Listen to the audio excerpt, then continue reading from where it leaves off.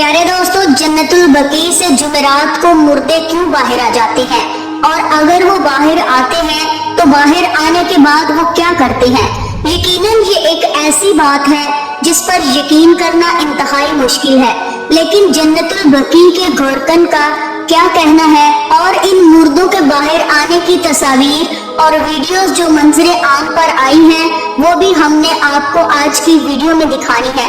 प्यारे दोस्तों, ये बहुत ही पुरस्कार किस्म की वीडियो है। सऊदीया मीडिया और हुकूमत की पूरी कोशिश है कि इस चीज को छुपाया जाए और मंजरे आम पर आने से रोका जा सके, लेकिन हमारा एक नुमाइंदा जो वहां पर पहुंचा और उसने मुकम्मल तहकीकात के बाद मुकम्मल मालूमात से हमें आगाह किया और जो पोशीदा हकायक मंजरे आम पर आए हैं वो आज की इस वीडियो में हमने आपसे शेयर करने हैं। आज की ये वीडियो आपका सर घुमा कर रख देगी। दोस्तों, ये क्या मामला है, ये जानने और मुकम्मल हकायक देखने के लिए हमारे साथ आखिर तक वीडियो में जुड़े रहिएगा। प्यारे दोस्तों, जैसा कि आप जानते हैं कि जन्नतुल बकी मुसलमानों का पहला मुनज़्ज़म कब्रिस्तान है। यहाँ दफन होने वाले अफराद खुश नसीब कहलाते हैं। इस मुकद्दस हिस्से में कई सहाबाए कराम की कब्र मुबारक भी मौजूद है। पहले हम आपको बताएंगे कि यहाँ मैयत को किस तरह दफन किया जाता है। जैसे ही किसी का इंतकाल होता है और वो कब्रिस्तान से रुजू करते हैं तो लहद बनवाई जाती है और फिर मैयत को लाके उसमें दफन कर दिया जाता है। क्योंकि ये कब्रिस्तान मदीना मुनव्वरा में है, इसलिए हर वक्त बड़ी तादाद में मुसलमान मौजूद होते हैं जो इस्लामी फरीजा समझते हुए मैयत को कंधा देने, नमाज़े जनाजा पढ़ने और कब्र पर मिट्टी डालने के लिए मौजूद होते हैं। एक मुसलमान के लिए दूसरे मुसलमान की कब्र पर मिट्टी डालना बाइसे सवाब है।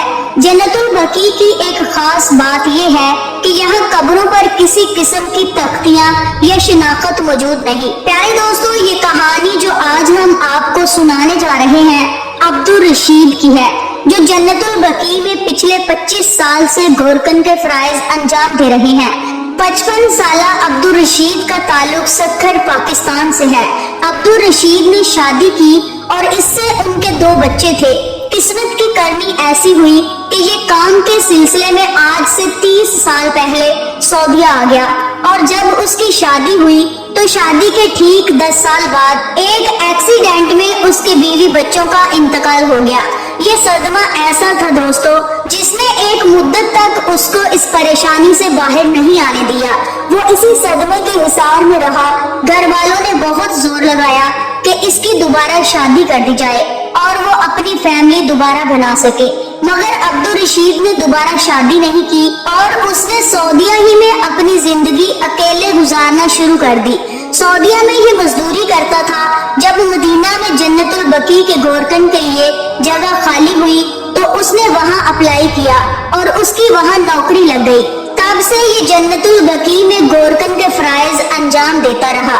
वो इंतजामिया की जानब से ही उसे करीब ही रहाइश भी मुयस्सर थी। अब्दुल रशीद का कहना है कि उसने जन्नतुल बकी में ऐसे ऐसे मोजज़ात और करिश्मे देखे हैं जिनका आम शख्स तसव्वुर भी नहीं कर सकता और लोगों को ये सब बातें सिर्फ झूठ ही महसूस होंगी, लेकिन उसने अपनी आंखों से बहुत कुछ देखा है और अभी हालिया में जो बातें अब्दुल रशीद की सामने आई हैं वो वाकई ही एक आम शख्स को हिला कर रख देंगी। अब्दुल रशीद ने बताया कि कुछ साल पहले जब वो रात को एक कब्र तैयार कर रहा था, रात के तकरीबन 2 बजे का वक्त होगा, तो उसने एक अजीब मंजर देखा।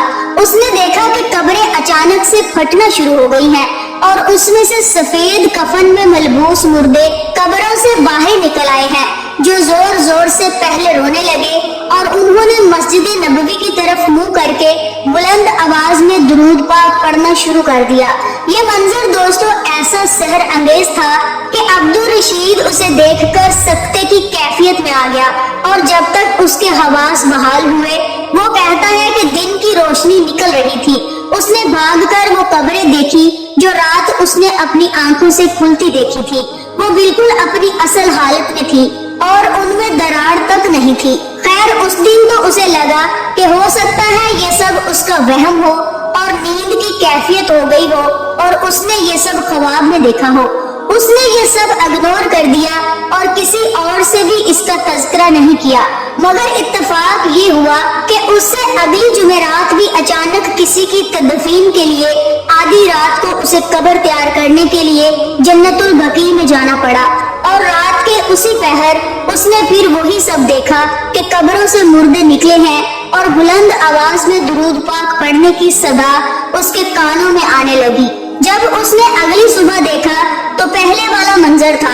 اب اسے لگا کہ یہ وہم نہیں ہو سکتا، ایک ہی چیز دو بار کیسے ہو سکتی ہے، اور دھیان کرنے پر اسے یاد آیا کہ پچھلے ہفتے بھی جمعرات کی رات تھی اور اس بار بھی جمعرات کی ہی رات تھی۔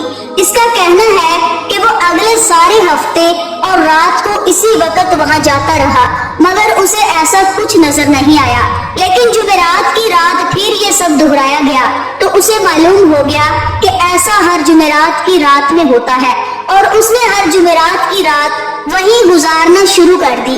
پچھلے ماہ ایسا ہوا کہ ان مردوں میں سے ایک نے اس کا نام لے کر پکارا کہ عبدالرشید، جب تم سب جان ہی چکے ہو اور ہماری محفل میں چھپ چھپا کر شامل بھی ہوتے رہے ہو تو کیوں نہیں ہمارے ساتھ مل کر اس محفل میں شریک ہوتے؟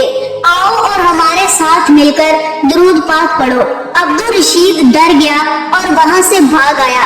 اس نے اگلی جمعرات کو اپنے ساتھ کیمرہ لے جانے کا سوچا، وہ یہ سب منظر کیمرے میں قید کرے گا اور لوگوں کو بتائے گا کہ یہاں ہر جمعرات کو ایسا ہوتا ہے۔ اس رات اس نے اس منظر کی تصویریں اور درود پاک پڑھتے مردوں کی ویڈیوز بنا لی۔ گھر آ کر اس کو دیکھا، تسلی کی اور سو گیا۔ پھر اس نے ایک سعودی میڈیا سے رابطہ کیا اور انہیں بتایا کہ اس کے پاس ایسی کوئی خبر اور مواد ہے جو دنیا کو حیران کر دے گا۔ میڈیا والے اس کے پاس آئے، انہوں نے اس کی ساری کہانی سنی، بات سنی اور کیمرہ فوٹیج دیکھنے کا بولا۔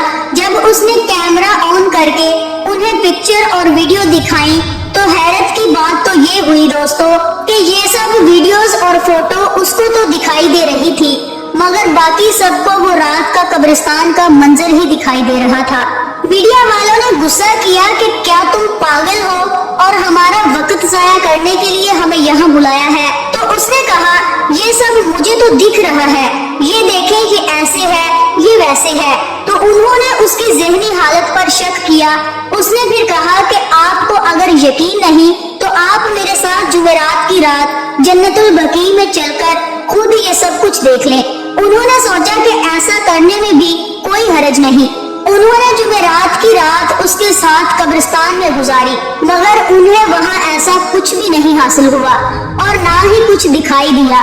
دوستوں، بعد ازاں انہوں نے اس کی ذہنی حالت کا علاج کروانے کے لیے قبرستان کی انتظامیہ سے رابطہ کیا، جنہوں نے اسے اس بات پر نوکری سے فارغ کرتے ہوئے مینٹل ہاسپٹل داخل کروا دیا۔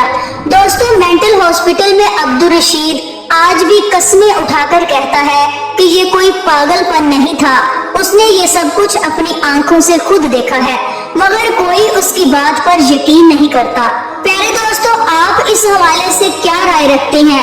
کیا واقعی عبدالرشید نے ایسا کچھ دیکھا ہوگا یا یہ سب واقعی اس کی ذہنی حالت کے باعث ہے؟ کمنٹ میں ہو سکے تو اپنی رائے ضرور دیجیے گا۔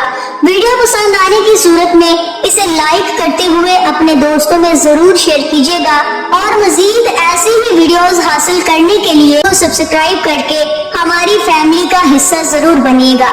اپنا اور اپنے سے جڑے اپنے پیاروں کا بہت سا خیال رکھیے گا۔ اللہ حافظ۔